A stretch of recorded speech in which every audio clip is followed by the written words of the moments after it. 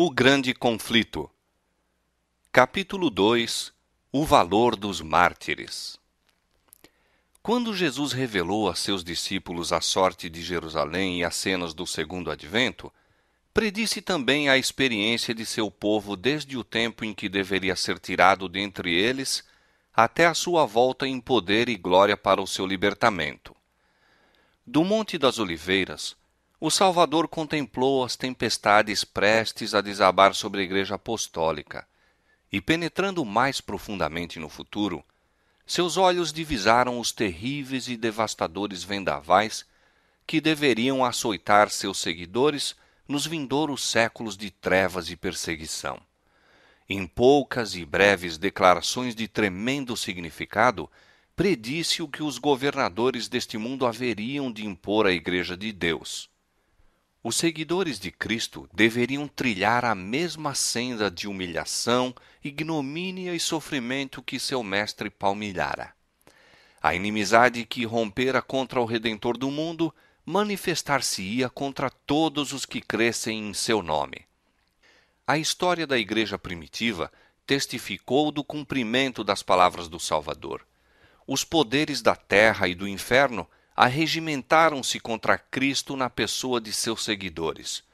O paganismo previa que, se o Evangelho triunfasse, seus templos e altares desapareceriam. Portanto, convocou suas forças para destruir o cristianismo. Acenderam-se as fogueiras da perseguição. Os cristãos eram despojados de suas posses e expulsos de suas casas. Suportaram grande combate de aflições. Experimentaram escárnios e açoites e até cadeias e prisões.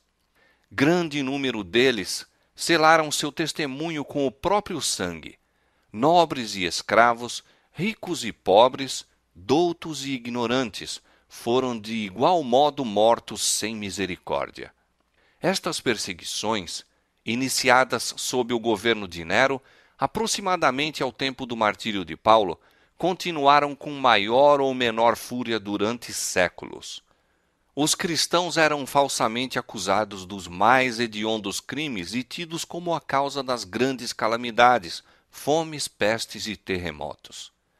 Tornando-se eles objeto do ódio e suspeita popular, prontificaram-se denunciantes, por amor ao ganho, a trair os inocentes.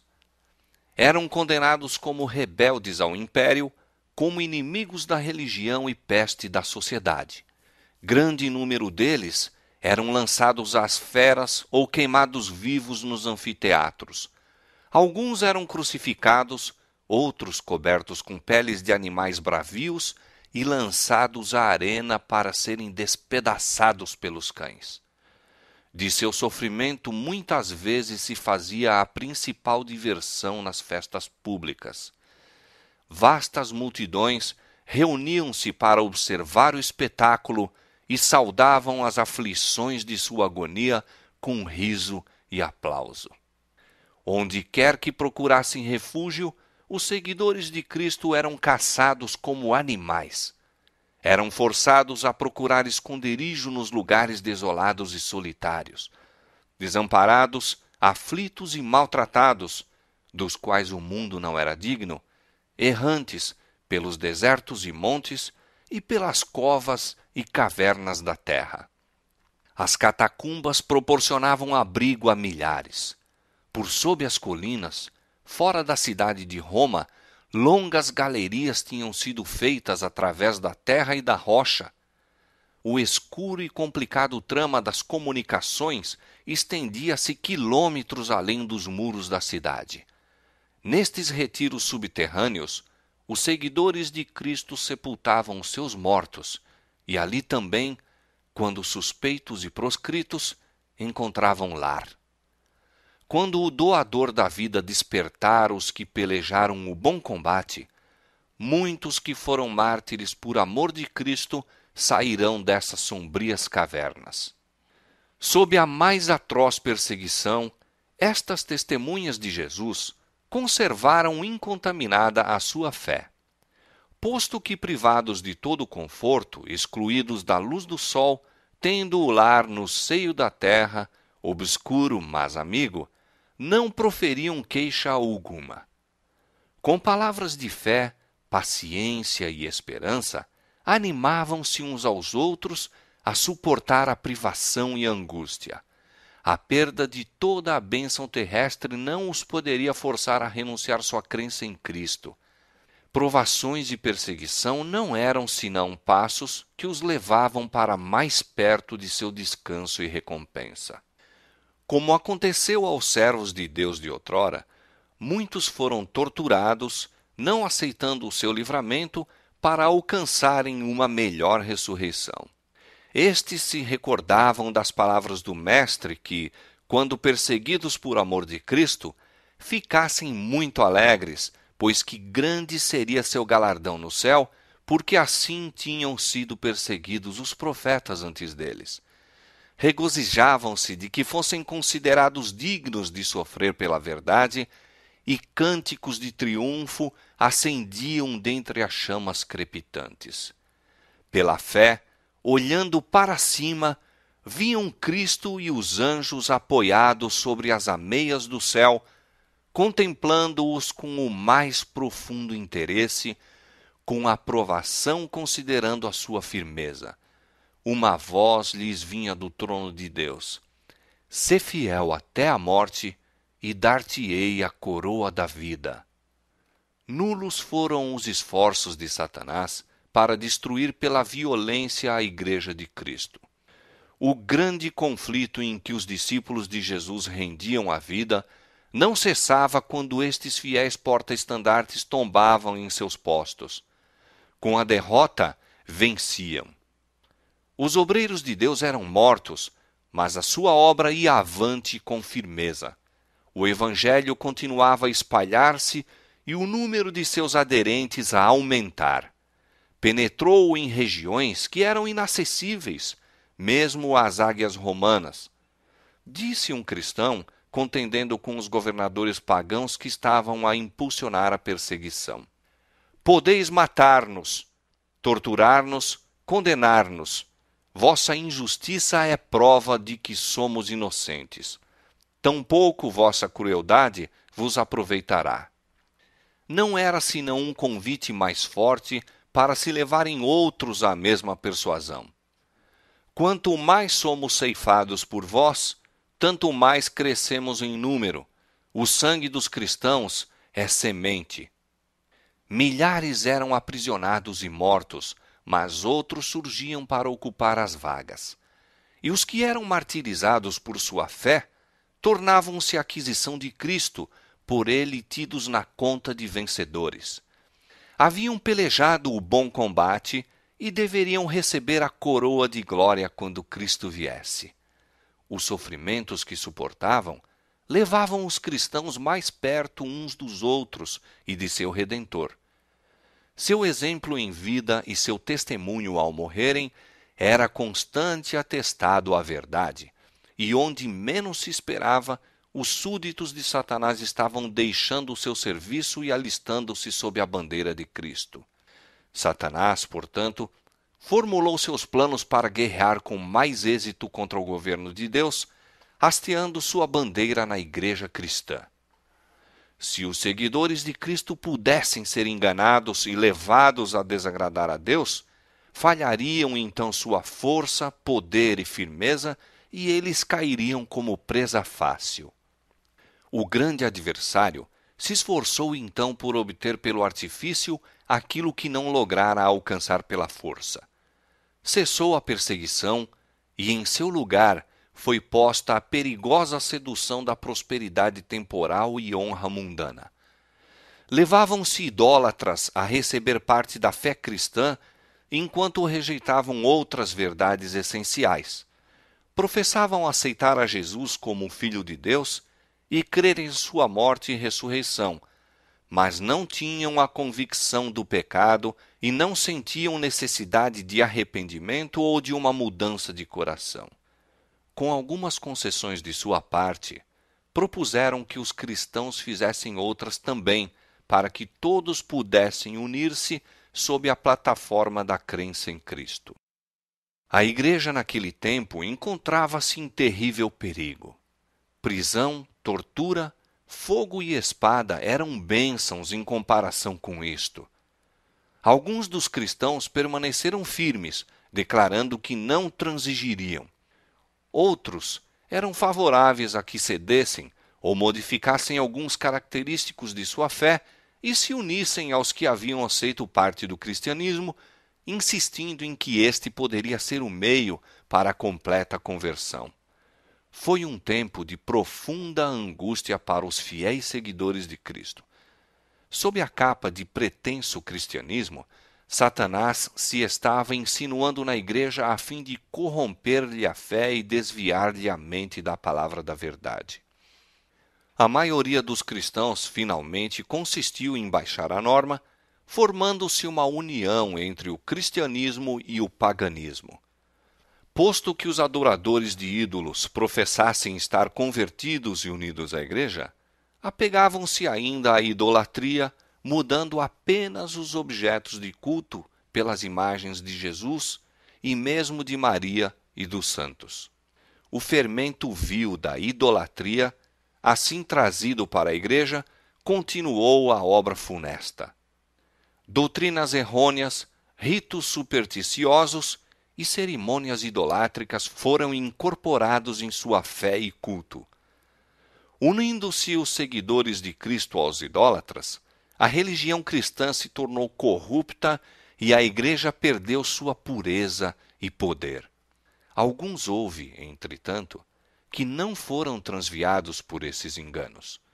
Mantinham-se ainda fiéis ao autor da verdade e adoravam a Deus somente. Sempre tem havido duas classes entre os que professam ser seguidores de Cristo.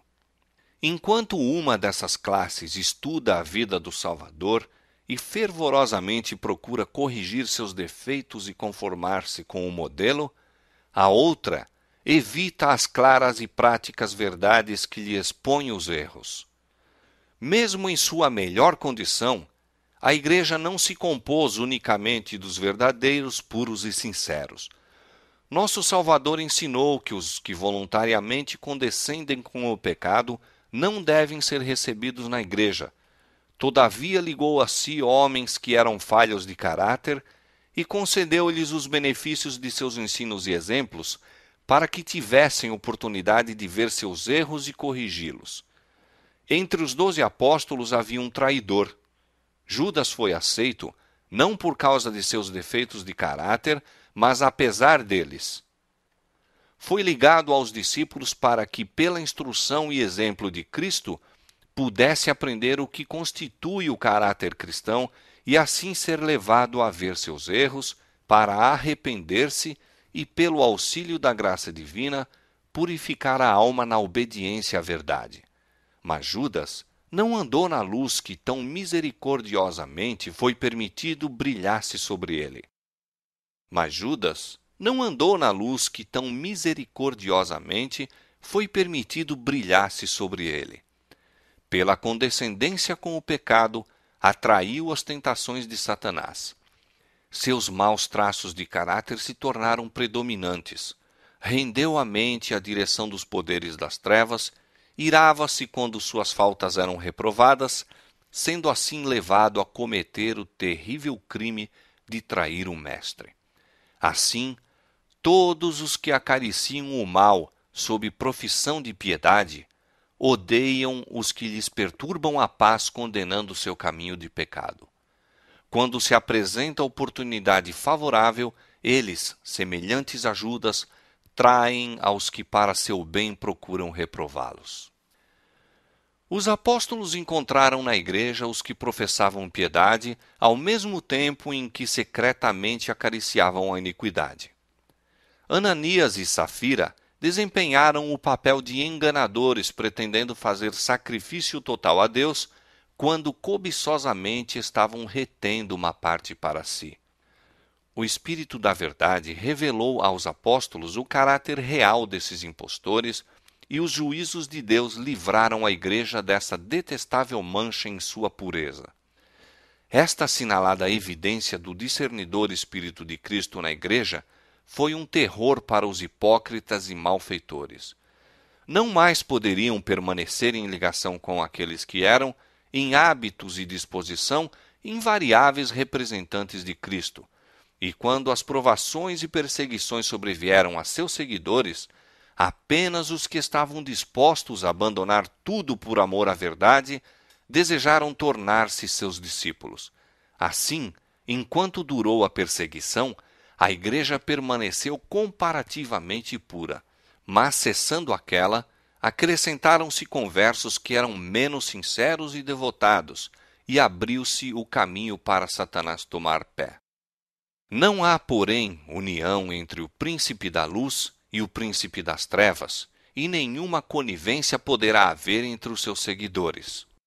Quando os cristãos consentiram em unir-se àqueles que não eram senão meio convertidos do paganismo, enveredaram por caminho que levaria mais e mais longe da verdade. Satanás exultou em haver conseguido enganar tão grande número de seguidores de Cristo. Levou então seu poder a agir de modo mais completo sobre eles e os inspirou a perseguir aqueles que permaneceram fiéis a Deus. Ninguém compreendeu tão bem como se opor à verdadeira fé cristã como os que haviam sido seus defensores. E estes cristãos apóstatas, unindo-se aos companheiros semipagãos, dirigiram seus ataques contra os característicos mais importantes das doutrinas de Cristo. Foi necessária uma luta desesperada por parte daqueles que desejavam ser fiéis, permanecendo firmes contra os governos e abominações que se disfarçavam sob as vestes sacerdotais e se introduziram na igreja. A Escritura Sagrada não era aceita como a norma de fé. A doutrina da liberdade religiosa era chamada heresia, sendo odiados e proscritos seus mantenedores. Depois do longo e tenaz conflito, os poucos fiéis decidiram-se a dissolver toda a união com a igreja apóstata, caso ela ainda recusasse libertar-se da falsidade e idolatria. Viram que a separação era uma necessidade absoluta se desejavam obedecer à palavra de Deus. Não ousavam tolerar erros fatais à sua própria alma e dar exemplo que pusesse em perigo a fé de seus filhos e netos. Para assegurar a paz e a unidade, estavam prontos a fazer qualquer concessão coerente com a fidelidade para com Deus, mas acharam que mesmo a paz seria comprada demasiado caro como sacrifício dos princípios. Se a unidade só pudesse conseguir comprometendo a verdade e a justiça, seria preferível que prevalecessem as diferenças e as consequentes lutas. Bom seria à igreja e ao mundo se os princípios que atuavam naquelas almas inabaláveis revivessem no coração do professo povo de Deus. Há alarmante indiferença em relação às doutrinas que são as colunas da fé cristã.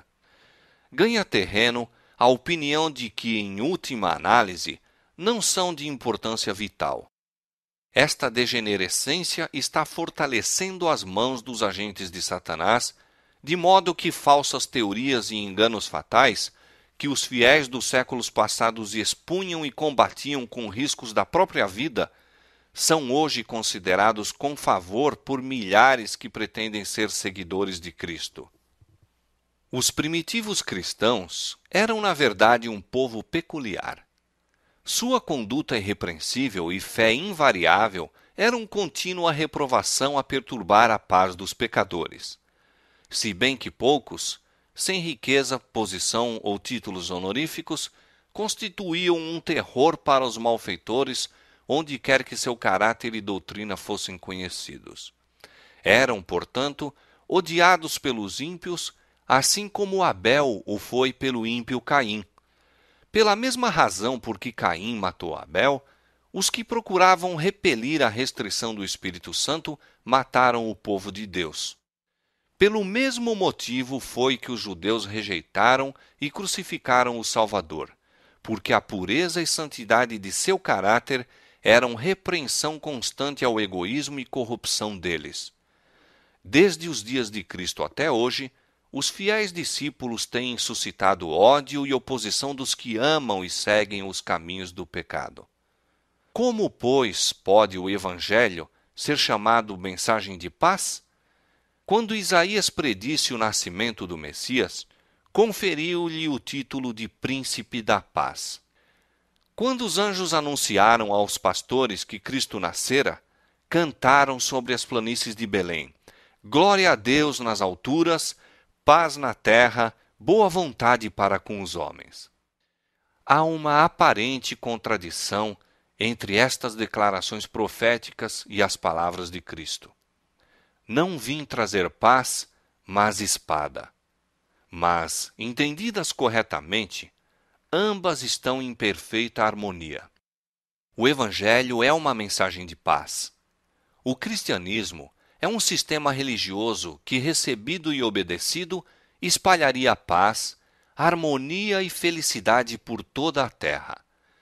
A religião de Cristo ligará em íntima fraternidade todos os que lhe aceitarem os ensinos. Foi missão de Jesus reconciliar os homens com Deus e assim uns com os outros. Mas o mundo em grande parte se acha sob o domínio de Satanás, o acérrimo adversário de Cristo. O Evangelho apresenta-se-lhes princípios de vida que se acham totalmente em desacordo com seus hábitos e desejos, e eles se erguem em rebelião contra ele. Odeiam a pureza que lhes revela e condena os pecados, e perseguem e destroem os que com eles insistem em suas justas e santas reivindicações. É neste sentido que o Evangelho é chamado uma espada, visto que as elevadas verdades que traz ocasionam o ódio e a contenda. A misteriosa providência que permite sofrerem os justos perseguição às mãos dos ímpios tem sido causa de grande perplexidade a muitos que são fracos na fé. Alguns se dispõem mesmo a lançar de si a confiança em Deus, por permitir ele que os mais vis dos homens prosperem, enquanto os melhores e mais puros são afligidos e atormentados pelo cruel poder daqueles. Como, pergunta-se, pode aquele que é justo e misericordioso e que também é de poder infinito tolerar tal injustiça e opressão? É esta uma questão com que nada temos que ver. Deus deu suficientes evidências de seu amor e não devemos duvidar de sua bondade por não podermos compreender a operação de sua providência. Disse o Salvador a seus discípulos, prevendo as dúvidas que lhes oprimiriam a alma nos dias de provação e trevas. Lembrai-vos da palavra que vos disse: não é o servo maior do que o seu senhor. Se a mim me perseguiram, também vos perseguirão a vós. Jesus sofreu por nós mais do que qualquer de seus seguidores poderá sofrer pela crueldade de homens ímpios. Os que são chamados a suportar a tortura e o martírio não estão senão seguindo as pegadas do dileto Filho de Deus. O Senhor não retarda a sua promessa. Ele não se esquece de seus filhos, nem os negligencia, mas permite que os ímpios revelem seu verdadeiro caráter, para que ninguém que deseje fazer a sua vontade possa ser iludido com relação a eles. Outros sim, os justos são postos na fornalha da aflição para que eles próprios possam ser purificados, para que seu exemplo possa convencer a outros da realidade da fé e piedade, e também para que sua coerente conduta possa condenar os ímpios e incrédulos. Deus permite que os ímpios prosperem e revelem inimizade para com ele, a fim de que, quando encherem a medida de sua iniquidade, todos possam, em sua completa destruição, ver a justiça e misericórdia divinas. Apressa-se o dia de sua vingança, no qual todos os que transgrediram a lei divina e oprimiram o povo de Deus receberão a justa recompensa de suas ações, em que todo ato de crueldade e injustiça para com os fiéis será punido como se fosse feito ao próprio Cristo. Há outra questão mais importante que deveria ocupar a atenção das igrejas de hoje. O apóstolo Paulo declara que todos os que piamente querem viver em Cristo Jesus padecerão perseguições. Por que é, pois, que a perseguição, em grande parte, parece adormentada? A única razão é que a igreja se conformou com a norma do mundo e, portanto, não suscita oposição. A religião que em nosso tempo prevalece não é a do caráter puro e santo que assinalou a fé cristã nos dias de Cristo e seus apóstolos.